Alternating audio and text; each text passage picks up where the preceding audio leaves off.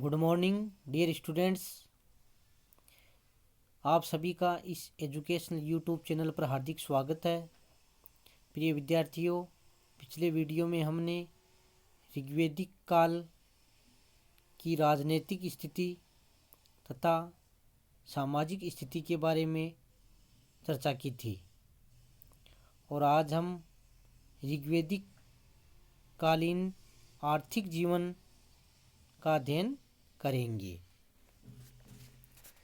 ऋग्वेदिक काल के लोगों की आजीविका के मुख्य साधन थे कृषि, पशुपालन, घरेलू उद्योग धंधे और व्यापार वाणिज्य।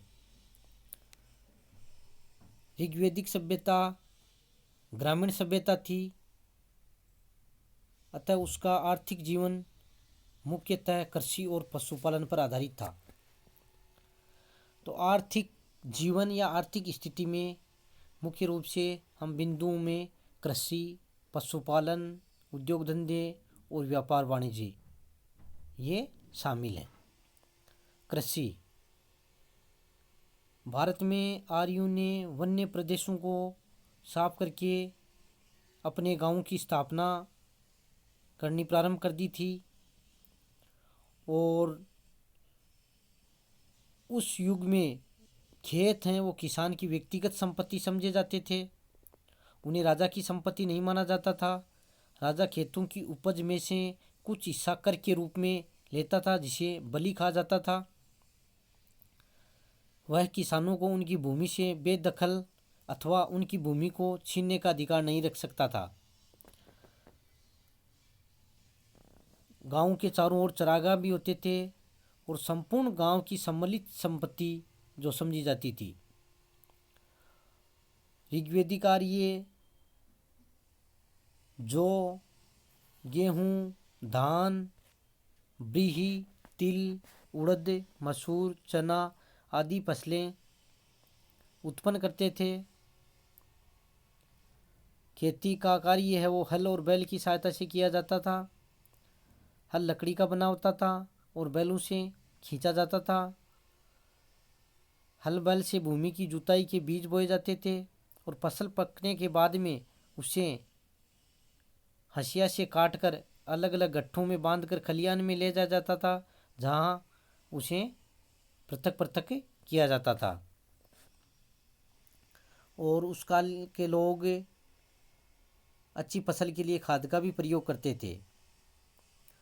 आजकल की भांति वैदिक काल में भी कृषि और वर्षा पर निर्भर थी और आर्य लोग हैं वो अपने देवी देवताओं की स्तुति भी करते थे ताकि अच्छी वर्षा हो सके।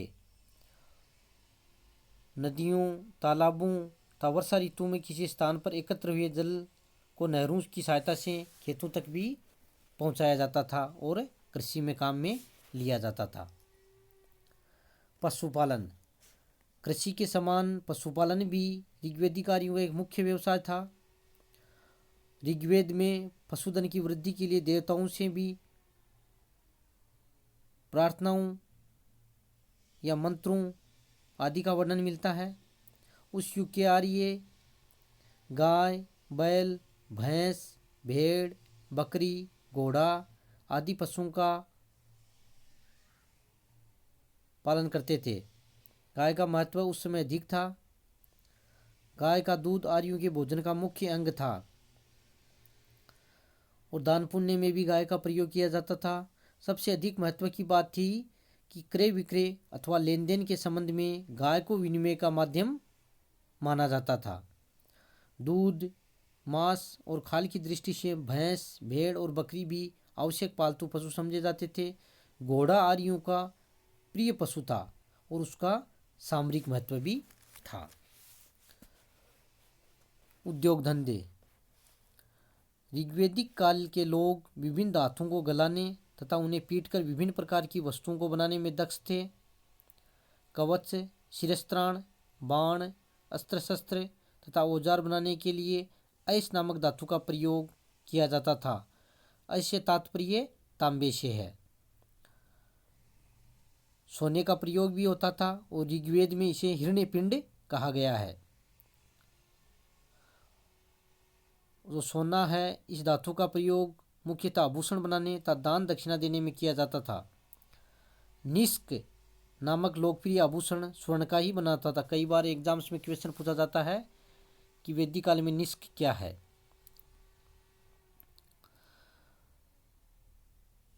लोहे का भी उस समय प्रयोग किया जाता था। बढ़ई का काम भी उन्नत था।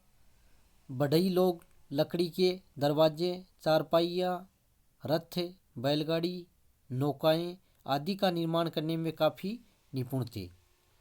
ऋग्वैदिक काल में वस्त्र उद्योग भी काफ़ी उन्नत था। उस युग के लोग सूत कातना और कपड़ा बुनना जानते थे। ऋग्वेद में जुलाई को वाय कहा गया है। कताई, बुनाई और कढ़ाई का अधिकांश काम स्त्रियां करती थी। ऋग्वैदिक काल में ऊन, सन, रेशम आदि से भी वस्त्र बनाए जाते थे। वस्त्र उद्योग के अलावा अन्य उद्योग भी प्रचलित थे, जिनमें चर्म उद्योग है, चिकित्सा औषधि उद्योग है, मिट्टी के बर्तन उद्योग है आदि मुख्य थे। व्यापार वाणिज्य। ऋग्वैदिक कालीन आर्य व्यापार वाणिज्य के लिए बड़ी बड़ी नौकाओं का उपयोग करते थे। उनकी जल यात्राएं देश की नदियों तक और सामुद्रिक तटों तक ही सीमित थी। हालांकि कई इतिहासकार, जिनमें डॉक्टर मजूमदार और वीएम आमटे का मत है कि आर्य लोग समुद्री यात्राएं करते थे और बेबीलोन तथा पश्चिमी एशिया के साथ उनका व्यापार होता था। व्यापार के लिए इस युग में वस्तु विनिमय का प्रयोग होता था। गाय को मूल्य की इकाई मानकर विनिमय का काम चलता था